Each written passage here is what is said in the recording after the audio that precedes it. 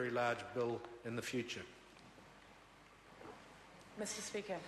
I call the Honourable Member Nikki Kay. Mr Speaker, I'm very pleased to speak on this legislation.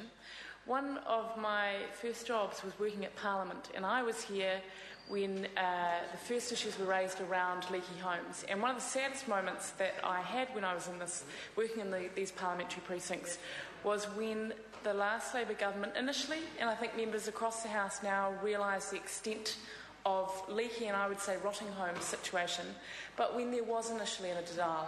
And what I want to say to some of the members who have made comments about the leaky home situation, I'm very proud of our government's commitment in this area. We put over $1 billion to help those families, and most of us have constituents who have been in terrible situations. And I think the point that I'd make this evening about this legislation is that what we are saying as a government is we do have a comprehensive package of reform, but we differentiate between what is a comprehensive package and actually staging it in pieces of legislation, because there are certain pieces that we need to get through now.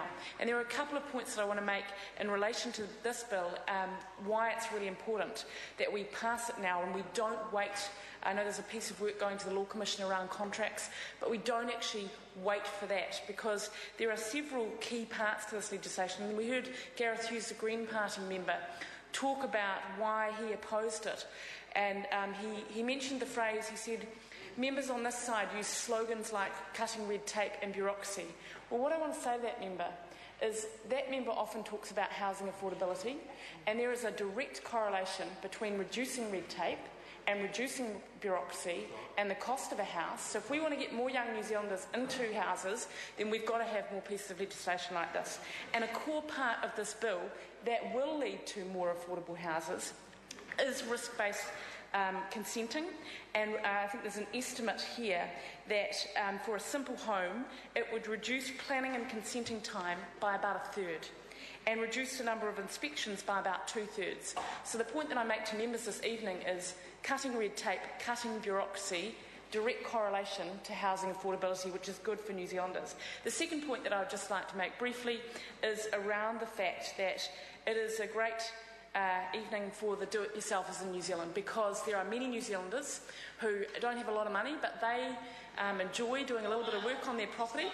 And what is great is that previously they would have to employ licensed building practitioners, and now as a result of this bill they won't have to do that. And we're very proud on this side of the House to be saying we're not going to wait a year for that to happen.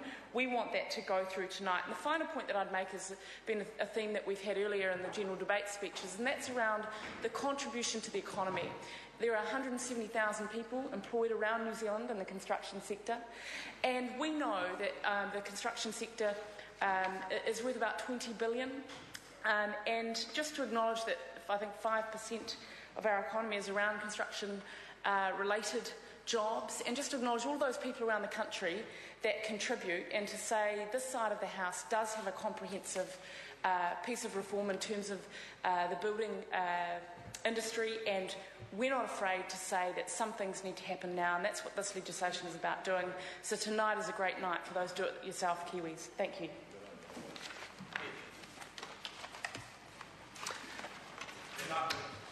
I call the Honourable Shane Jones. Sir, I will begin my speech by saying karinga whakaroko. Please listen. Number one,